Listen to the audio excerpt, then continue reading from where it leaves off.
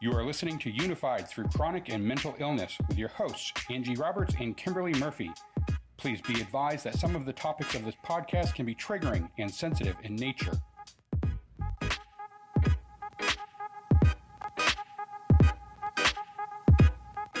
Studies show that approximately 50% of pre-adolescent girls and 30% of pre-adolescent boys dislike their body, and that 60% of adult women and 40% of adult men have a negative body image.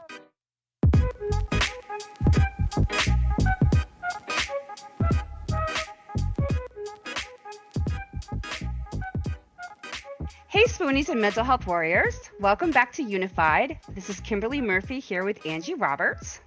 Hey, y'all. And today we're talking about body image, particularly negative body image. So, Angie, why don't you start us off? Okay, let's do a quick definition. Body image is the subjective image people have of their own body, which is distinct from how their body actually appears. Body image is a complex construct and is made up of beliefs, thoughts, perceptions, feelings, and behaviors. The way we see ourselves and our bodies has an impact on our health, on our mental health, and on our relationships. Negative body image is often characterized by dissatisfaction with appearance and engaging in behaviors such as dieting, checking, and or avoiding in an attempt to improve the dissatisfaction. Negative body image often emerges during childhood. So, have you ever had negative body image? I think many of us have gone through it at least a little bit in their lives, right? Yeah, I've always been a big girl. So I went through a lot of bullying. So it kind of like warped my thinking of myself and self-worth and how I should think about my body. Yeah. It kind of makes you think more about what's on the outside of you than what's on the inside of you. And, That's absolutely true. Instead of working on yeah, like your inner character, you're hyper focusing on your looks, and that's definitely not good because you're missing out on a lot of inner growth. I went through the right. same thing, um, different times in my life, like once because I was like overweight, and then because I was hyper focused on like losing weight and getting fit. And no matter how much smaller I got, I still saw myself as, you know, a larger person. Right. So I had really negative body image. And, people think body image is not a big deal, but it really does change how you feel about yourself in a really deep way. It really does. Uh-huh. Because, yeah, to have negative body images, usually you have poor self-esteem and, Right. um, Which is going to affect everything you do. And like, right. I was always on a diet. I was like checking my weight every day. I still kind of do that. I'm going to admit it. Uh, Um, so I can relate to a lot of this. And I also was diagnosed with body dysmorphia at one point, mhm. because I was so hyper focused on just the way I looked, you And know. so what is body dysmorphia? It basically means that you you're hyper focused on your flaws, and you may like think that you have flaws that other people don't even see. So like in my case, I was constantly thinking that I was overweight when I wasn't overweight at the time. So I Right. thought I was always fat, and I saw myself as a bigger person still, where other people were like, "You're not," you know. But that's basically what it is. Uh, And I felt so embarrassed about myself that I didn't want to go out.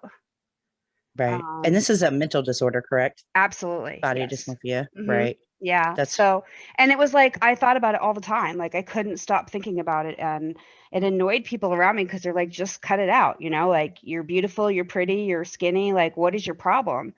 right. And I didn't wanna go out, I didn't wanna see anybody. It's it's it's a really debilitating way to think about yourself. So, it definitely takes, my doctor helped me with it. But That's good. I never really got therapy for it, and that's probably something I will address in therapy at some point, because it's residual. Like I still have some of those ways of thinking. Um, you know, and you shouldn't walk around life feeling that way about yourself. No, you really shouldn't. It Yeah. helps so much when you get some self-esteem and you can hold your head up and it makes you feel better. It makes you feel less depressed and less Hmm. anxious. And, Yeah, I you like don't worry always, about how people feel about you then. right. I always thought people are like talking about me, or you know, that I wasn't good enough, or like trying like constantly to wear the right clothes to hide, my body, even if it's like 90 degrees out.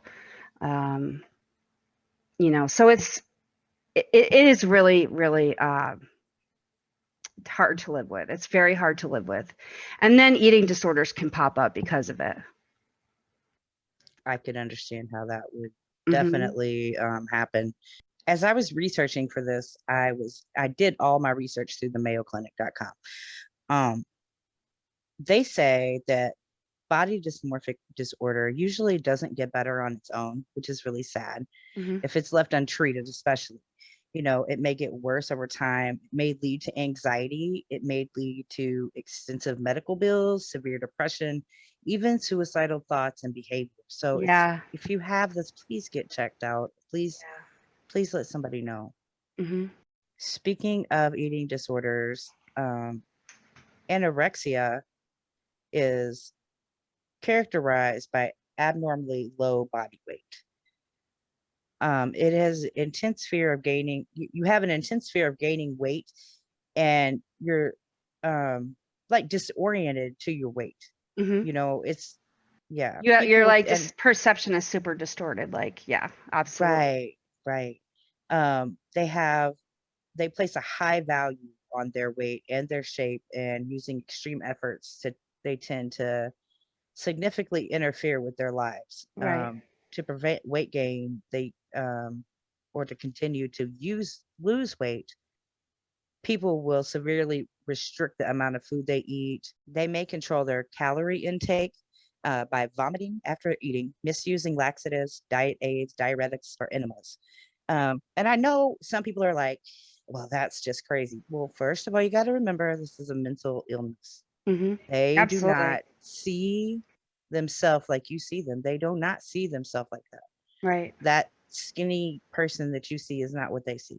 They are so They, scared to just gain a pound. Like, it's a real yeah. fear for them, like a phobia. Like, um, when I was working on the eating disorder unit, they had a Mhm. girl there and they had to put her in the hallway and watch her eat. And like, you would have thought that they were making her walk the plank. Like, she was seriously scared to eat her food. That's so sad. It is really sad. And she had all her hair had pretty much fallen out by then, and you could see all her bones, and she still did not want to gain any weight. And All right. it's so sad to watch. And nobody would do that to themselves on purpose. No, You know what I mean? Like, no. you wouldn't do that unless you had, a distorted perception of how much you weigh and what you look like. The Mayo Clinic says that anorexia really isn't about the food, which some people probably would be surprised Hmm. that it's actually a really extremely unhealthy and sometimes life-threatening way to try and cope with emotional problems. When you've had anorexia, you often equate thinness with self-worth. Yeah, one of the things that we learned as mental health workers was that whenever an anorexic feels like they're out of control in their lives, like, this is the one thing they can control. Mhm. So they kind of use that as a way to feel like they're more stable in their life, even though it's usually a very huge one of the things that's really causing a lot of issues for them. But so yeah, so they like, if there's a lot of emotional problems, or if there's a lot of um, feeling of uncontrol, being out of control, they often use that as a way to like, well, I can't control everything happening around me, but I can control this. Right, and which is interesting to find out that anorexia may have also obsessive compulsive personality traits that go with it, Hmm. and it makes it easier for them to stick to their strict diets and Right. forego the food from being hungry. Um, they may have an extreme drive for perfectionism also, which causes them to think that they're never thin enough, Yeah. and that they may have high levels of anxiety and engage in, restrictive eating to reduce just the anxiety that they're having. Right. Yeah. I mean, they'll actually like count out like say some people have Cheerios for breakfast or whatever. They'll count out each piece and only Right. eat a certain number of pieces, or their peas, like they'll count out the actual peas and only eat so many. Right. Which is very That's very sad. compulsive kind of OCD, So Right. that makes sense that Mayo Clinic would say that. It's really dangerous though, because I mean, when you start when you get into like the absence of food, you lose your period, your hair falls out, you have really irregular heartbeats and low blood Mm. pressure and dehydration. All of those things can actually, lead to death. And then, I've seen girls who have had really bad teeth, because it just kills their teeth. Just it's so if you haven't seen someone who's anorexic, it's really like you're watching somebody die. I've seen some of the shows where they're Yeah. talking to the girls about trying to get help, and it's I so mean, they'll like, sad. and they'll It's act like they're heartbreaking. eating. They'll act like they're They eating. They'll will. hide their food. Um, Hmm. they're They lie so, about it. They hmm just, yeah. yeah. So it's really sad.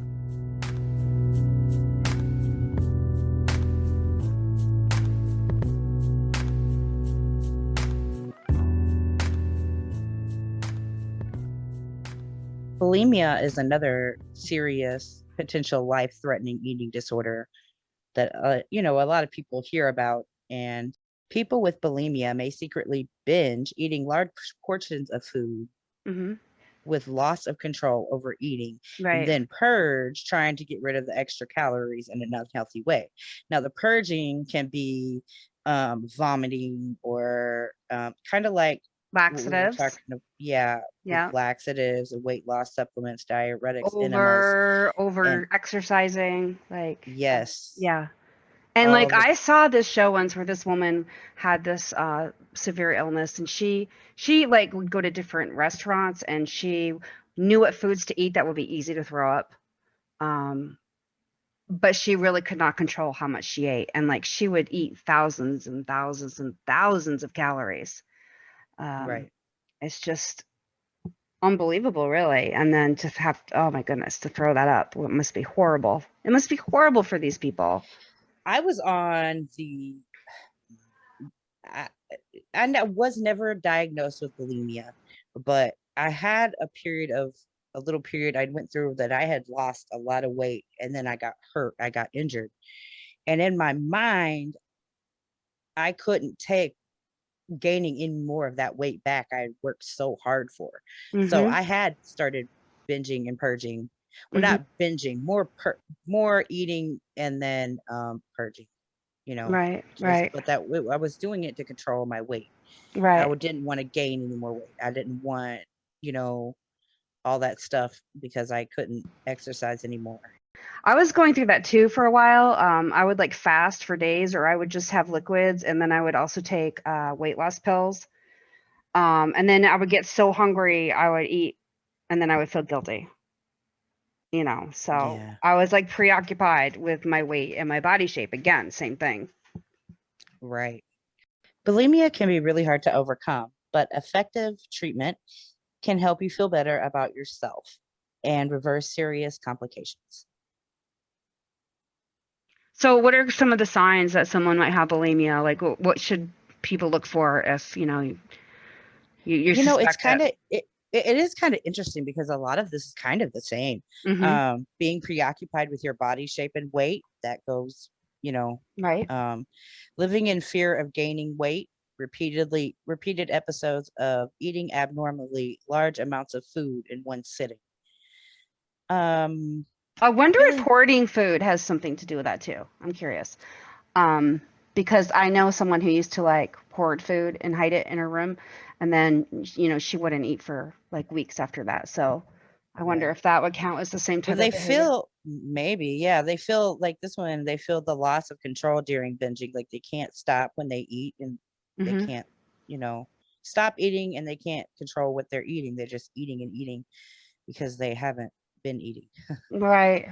And then if you notice somebody's forcing themselves to vomit after dinners, or something like that, or using diuretics, or Exercising like fasting a crazy. lot. A lot of people Yeah, think exercising is healthy, but if someone's exercising every time they eat, like overboard exercising, that's definitely a warning sign, I think. right. And using dietary supplements for excessive weight loss. Like if Right. they don't need to be on weight loss pills, there might be an issue. Do they know what the cause of bulimia is? I know a lot of these are Yeah, it's unknown what the exact cause is, but many factors can play a role in the development of just eating disorders, including genetics, biology, emotional health, societal expectations, and other issues. which makes sense. Yeah.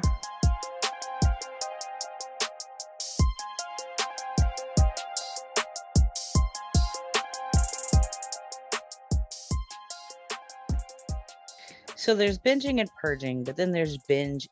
There's actually a binge eating disorder, uh, in which you frequently consume unusual large amounts of food and been unable to stop eating like before. Mhm. Um, Almost everybody overeats occasionally, but these people overeat daily. It's Wow. always, when Uh-huh. you have binge eating disorder, you may be embarrassed about overeating and vow to stop. You feel such a compulsion that you can't resist the urges, and Mhm. you continue binge eating. Like I can imagine that. Um, That's gotta be this, horrible. And I know a lot of these people too, just they want to lose weight, yeah. but they can't because they have this binge eating disorder or compulsive eating disorder. And I would kind of say that I think the only way that you can understand binge eating is maybe if your blood sugars ever went low and you kind of just went nuts and you started just eating everything you saw because Yep. you felt so sick. Now, Right. if you can think of that's the way they feel all the time, that's so sad. And they eat till they're like uncomfortably full. I mean, I Yes. think in some ways they feel empty. Like, um, if you feel empty on an emotional level, Right. you might, you might develop binge eating to make yourself feel, to feel full. Um, Right. Using food as like a drug, I guess. I mean, I don't want to say that, but in a way it's true, even though this is a mental disorder and not an addiction. Um, Right. Right. And which, most people with the binge eating disorder are overweight or obese. So this is where we go into the being obese right. disorder. Yeah. Um, but they also may be at a normal weight. It's really interesting because they say that they will pick an amount of time to binge over maybe like a 2 hour period, even. So Wow. for 2 hours, they're binging food. Oh, So yeah, it's such a long period of time. I don't know how, they yeah. keep eating, but they do. It's just it's an eating disorder. It's so sad. It's They feel compulsive. They out of can't help it. control. Hmm. Yeah, they feel out of control. They eat rapidly, and eat until they're, like you had said, uncomfortably full. Hmm. They eat in secret, eat alone. They hide it. They disguise it. That's like my You know, friend who put her food in the closet. Yep. And then ate right? in her Yeah, room. Yeah. and frequently dying, but possibly without weight loss. Hmm. But unlike a person with bulimia after a binge, so this is after the binging and purge, this is the binging and purging is bulimia. Right. After a binge, you don't regularly compensate for extra calories eaten by vomiting, using laxatives, or exercising excessively. So if you just binge, then you're not going to compensate for those extra calories that were taken in, as with Right. bulimia, which you would purge those extra calories. Gotcha. And I mean, honestly, I feel like some people who have this disorder, um, restricting their own diet just makes them want to binge more. And there's sometimes I feel like I binge some at night. Like I Hmm. don't know. I don't know if it's because I finally just get to sit down or I used to have this or issue, what. and the more that I restricted myself, the more I wanted to eat. So Hmm. I can sort of understand this. And it's again, they're putting like limits on when they can eat because You Right. know, they don't want people to see them eat. It's shameful. They this is another thing like that people don't talk about is how much shame they feel. Um, Yeah. it's a shameful thing, and And if you're out there and you have one of these disorders, please just get in contact with a therapist, or tell somebody you love, or reach out to any someone, hotline that yeah. you I may mean, need to. I know it's really scary because you feel like you don't want to lose that control over your calories or your intake of food. But Right. they may not do that right away. They may talk to you about the reasons that you're feeling this way and the things And that that, led up to yeah, this, and that could help a lot. So don't be right. afraid to reach out and get a therapist, especially because they will help you with that. They'll help you, break the habits that you have, help you adjust your Yeah, attitude. see what is behind. And I think they really focus on what is behind the issue.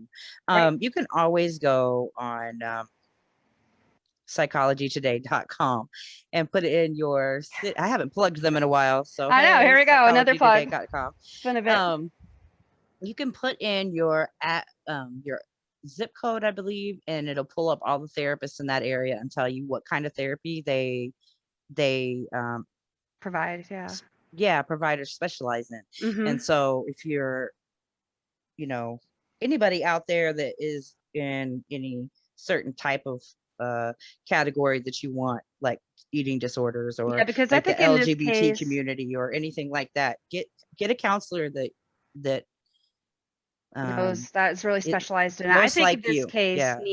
you really would need a specialized therapist for something this unique. Yeah. Yeah. So, I mean, while you're waiting to get help and see your first therapist or whatever you're going to do, there are a couple things that you can do right away. They say adjust your attitude. Habits are hard to break, but any repeated action may become a habit. This applies equally to actions that align with healing and recovery from eating disorders and disordered eating. They say it takes 30 days to break a habit and build a habit. So just Right. give yourself that time. Instead of viewing attempts to enact desired change as failed or never going to change, recognize that the habit part of your brain might be really strong. So it's not going to be easy, but just keep trying. Use your ability to form a strong habit as a benefit. Keep practicing new, more desired potential habits. And for ideas about how to change behaviors, you can learn more about delays and alternatives. Distracting yourself or engaging in alternative activities is one way to start making a change in your habits. And remember that this isn't easy. This doesn't mean that No. creating new or breaking old habits, especially those related to eating disorders, they're not simple tasks. I mean, we're looking at the brain's powerful role when it hijacks choice and shifts something to habit, often without your awareness. So it's going to take time to undo, and be patient. There's no hard and steadfast rule on how long forming a new habit, for example, one that aligns with healing and recovery from eating disorders and disorders eating, can take. Now, they do say 30 days, but I mean, when you have something this strong that's taking a hold of your life, it can take much longer. One study found that it took participants between 18 and 254 days for new behaviors to become automatic habits. So that is very different from the typical 30 days that people talk about. So Right. definitely be patient with yourself and understand that this is something that will take time. It's not going to just change overnight, but you will start to notice improvements the longer you keep working towards your goal. So just set your goal and be mindful of it and just do your best. And like we said, you got to get some help. Anyone who's engaged in an eating disorder is strongly encouraged to get professional guidance. You need support. They'll teach you techniques, and they'll oversee things while you're trying to break these dangerous habits. And people's bodies handle stress differently, and there can be serious mental and physical health consequences from what can seem like benign dieting, purging, binge eating, and exercise habits. So you know I think I think that's one thing that we need to stress. Like, this isn't just a mental issue that's like depression. Depression, well, it can kill you. Suicide is a right, right, but side I effect, hear what you're but saying. Yeah. yeah, it's like these are serious Yeah, It's mental and physical health consequences, like it said, to absolutely. this. Yeah, it's causing And chronic illness. The mental they're illness is causing detrimental. chronic. They can be very detrimental. And I think that's one thing that we need for people to understand. Like, if somebody is like that, don't make fun of them because, or whatever, just, I Realize don't that know. they're dealing with it's like a double-edged sword. They're dealing with a mental illness and a chronic illness. Yeah. And it's extremely difficult to deal with by themselves. So really, really, really be supportive and really try to point them towards professionals that can really give them the support that they need. Angie, is there a helpline that people can call? Yes, if you need help, the National Eating Disorders Association helpline is 1-800-931-2237, 1-800-931-2237. And there's also the crisis text line. Text connect to 741-741. So, I mean, that's really great information because you can call them. They have no idea who you are. You can text them and just let them know how you're Yes. feeling, what you're doing. There's no commitment. So, just give them a call or text them and see what advice they have for you. It's a great resource for you to have. What is the mantra for this week, Angie? The second you stop looking for someone else in the mirror and start looking at you is the second you will start to appreciate what you are. You are perfect. And you are. I think we Everybody is all need perfect to in their love own way. ourselves. Yes, like we need to love our bodies. Yeah, it's really hard being either skinny or big. Yeah, because Really, there's a lot of fat shaming and skinny shaming and they want you to be perfect, and I there's don't no even know such who thing. they is, but whatever. the mysterious they. But I it's would true. those they can have never. They can stop it because it's not helping. That's it. That is the words I was thinking of. They can stop it because they are part of the problem and why this happens in the first place. So, Right. So we hope that you enjoyed this week's episode. And if you did get something out of it, please like, share, follow, or subscribe. All of our social media information will be announced in just a moment. Please join us next week for a brand new episode. You seriously do not want to miss this one. It's really good. No, you do not. It's really good. I know we say that a lot. This one, seriously, you do not want to miss this one. We have a big surprise. Until then, please remember that we're always stronger together. And thank you so much for listening. Mask up, guys. Peace out.